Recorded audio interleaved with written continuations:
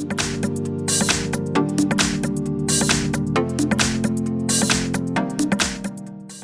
everyone, in front of me I've got Vivo Y52 5G, and let me share with you how to change the wallpaper on this device.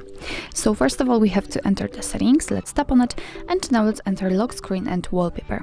Let's tap on the wallpaper section, and as you can see here, we've got some defaultly installed wallpapers from which we can choose. What's more, if you'd like to set your own photo as a wallpaper, all you have to do is to simply tap on this icon in the right upper corner. So if you'd like to check the preview of the wallpaper, all you have to do is to simply tap on it, and as you can see, it will appear on the full screen. You can also tap on preview, and you will be able to check how it will look like after actually applying it. So if you are happy with your choice, just tap on apply, and right now you can decide where you want to set it. So you can set it as a lock screen, home screen, or both, and I will pick both options. So let me tap on it. Now we can go back and check, and as you can see, it has been immediately applied to the home screen. Let's check the lock screen also, and it is visible right here. So actually this is it. This is how to change the wallpaper in your Vivo Y52 5G.